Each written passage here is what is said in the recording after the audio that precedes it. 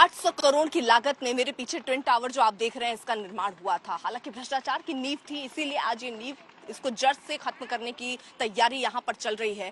लेकिन समझिए 3700 किलो यहाँ विस्फोटक इस्तेमाल हो रहा है। करीब 9000 छेद हुए हैं जिनमें विस्फोटक भरे गए हैं और पूरी प्लान जो है वो तैयार कर लिया गया है और भरोसा आश्वासन कह लीजिए ये दिया जा रहा है, जिसको ये जिम्मा सौंपा गया है कि किसी को कोई नुकसान नहीं होगा। लेकिन आप अगर कल्पना करिए ये इमारत आपके घर के बाहर बगल में अगर ऐसे लगी हो, क्योंकि 9 मीटर का जो दायरा होना चाहिए, जो 9 मीटर का गैप होना चाहिए, वो 9 मीटर का गैप इन दो बिल्डिंग में अगर आप देख रहे हैं तो नहीं है।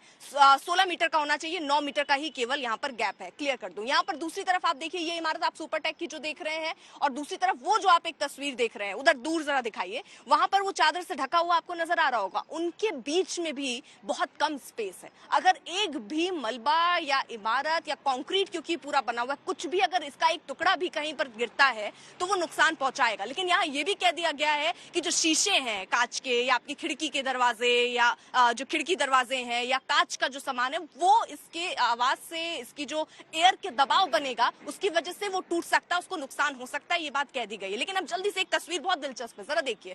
अपने कैमरामैन कृपाल से कहूंगी जरा दिखाइए। वो देखिए लोगों ने क्या किया, खुद से ही एहतियाती तौर पर उनको ढकना भी शुरू कर दिया है, कहीं कागज लगा दी, क्योंकि जो आपके एसी वाला जो बाहर का आपका वो जगह होती है वहां पर भी लोगों ने पन्नियों से ढक दिया है। एयर बबल कुछ इंतजाम वो खुद भी कर रहे हैं, क्योंकि डरे हुए हैं। उनको लग रहा है कि अगर एक छोटा हिस्सा भी उनके घर पर आकर गिरता है तो वो नुकसान पहुंचाएगा, इसलिए लोग खुद भी डरे हुए हैं। सुबह 7 बजे तक उनको बोला गया है कि वो अपना घर छोड़ दें। शाम को उसके बाद 4-5 बजे की तरफ बोला गया है कि आप आ सकते हैं वापस और यहाँ रह सकते हैं। अब इससे जुड़े हुए या पूरी जो स्पेस देख रहे हैं यहाँ ये तो बंद रहेगा। ये सड़क जो आप सामने मेरे देख रहे हैं ये भी एहतियाती तौर पर बंद कर दिया जाएगा। आज शाम को 4:30 बजे दरअसल आला अधिकारी एक प्रेस कॉन्फ्रेंस भी करने वाले हैं इसी बाबत की किस तरीके से सुरक्षा के इंतजाम हो रहे हैं और क्या एहतियाती कदम उठाने हैं उसको लेकर। एक्सप्रेस वे पे जो लोग ट्रैवल करते हैं उनके लिए भी जानकारी दे दूं कि 2:15 बजे इससे बताया जा रहा है 2:45 तक, यानी आधे घंटे एक्सप्रेस वे भी बंद रहेगा। अब इसमें कोई परिवर्तन अगर होता है तो आला अधिकारी आगे जो है वो आपको जानकारी, आज प्रेस कॉन्फ्रेंस है वो बताएंगे कि कौन सी रोड कितनी देर के लिए बंद रहेगी,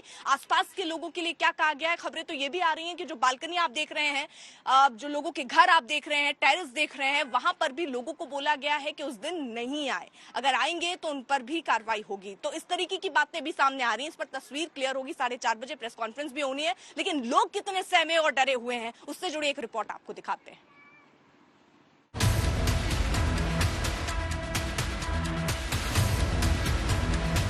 दिल्ली के कुतुब मीनार से भी ऊंचा नोएडा की सुपरटेक ट्विन टावर संडे की दोपहर को ताश के पत्तों की तरह ढह जाएगी।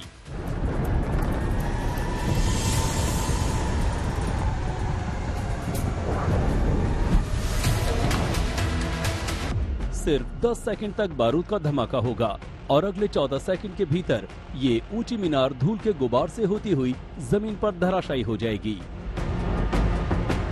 गिरते गिरते ये ट्विन टावर भी एक इतिहास रच जाएगी। इतिहास रचने वाली है ट्विन टावर, ध्वस्त की जाने वाली भारत की सबसे ऊंची इमारत, सबसे ज्यादा बारूद से गिराई जाने वाली बिल्डिंग। ट्विन टावर को मटियामेट करने के लिए 3700 किलोग्राम से ज्यादा बारूद बिल्डिंग में लगाया गया है। रूपरेखा तय की गई है उसे फाइनल अब यहाँ पर मुहर लगनी बाकी है। आप देख सकते हैं जो तमाम लोग हैं वो अब इसको फाइनल रूप देने की कोशिश कर रहे हैं। जिन लोगों को यहाँ से करीब 7000 ऐसे परिवार हैं जिनको उस दिन शिफ्ट किया जाना है, उसकी तैयारी पूरी कर ली गई है। तो यहाँ पर जो तमाम अधिकारी पहुंचेंगे वो ये देखेंगे कि जो भी चीज पहले बात हुई थी उनमें से कितना काम रह गया है। तो अभी तक की जानकारी के मुताबिक सारी तैयारियां हो चुकी हैं, अब सिर्फ मुहर लगना बाकी है और उसके बाद जिस तरीके से जो टाइमलाइन तय की गई है उसके हिसाब से शनिवार शाम के बाद कार्रवाई शुरू की जाएगी। जाहिर है बिल्डिंग को गिराते वक्त नोएडा के निजाम ने बड़ी एहतियात बरती है। खासतौर पर ट्विन टावर के आसपास की सोसाइटीज में रहने वाले लोगों के लिए बाकायदा गाइडलाइन भी तैयार की गई है, क्योंकि डी-डे वाले रोज उनके लिए खासतौर पर हिदायतें जारी की गई हैं। तो सुबह 7 बजे इमर्ल्ड कोर्ट के निवासी सोसाइटी खाली कर देंगे। सुबह 7:10 पर सिक्योरिटी टीम पूरी बिल्डिंग का मुआयना करेगी। सुबह 7:20 पर पूरी बिल्डिंग की बिजली काट दी जाएगी। सुबह 7:30 बजे लिफ्ट बंद कर दी जाएगी और पानी की सप्लाई बंद कर दी जाएगी। शाम 4:30 बजे लिफ्ट दोबारा चलनी शुरू होंगी।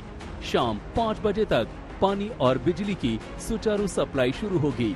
सब कुछ ठीक रहा तो इसके बाद यहाँ के निवासी अपने अपने घर लौट आएंगे। ये ठीक है कि शाम तक लौटने की इजाजत दे दी जाएगी, लेकिन धूल और धुएं के गुबार में शायद ही कोई उस दिन लौटे। दिन पहले हम लोग शिफ्ट होंगे यहाँ से। RW का कहना तो ये है कि अर्ली मॉर्निंग 7 हम लोग शिफ्ट हो सकते हैं, बट हम लोग अपने कन्वीनियंस के अकॉर्डिंग एक दिन पहले ही शिफ्ट हो जाएंगे। एंड 28 को भी नहीं होंगे, 29 की इवनिंग में हम लोग आएंगे वापस।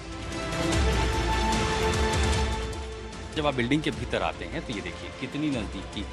जो सबसे बड़ी फिक्र थी वो क्यों थी? ये जो काली थैली में आप जो देख रहे हैं स्ट्रक्चर, यही है वो ट्विन टावर। ये गिरना है और वहाँ से मेरे बीच की दूरी अगर आप देखेंगे तो महज कुछ मीटर ही है जहाँ पर मैं खड़ा हूँ। नीचे आप देखिए ये बड़े बड़े कंटेनर लगाए गए हैं ताकि जब मलबा नीचे गिरेगा, अब ये समझिए कि 30 मंजिला इमारत जब नीचे गिरेगी तो ढेर सारा मलबा आएगा। वो मलबा जो हॉरिजॉन्टली ना फैले उसको रोकने के लिए यहाँ पर आप देखिए बड़े बड़े कंटेनर लगाए गए हैं।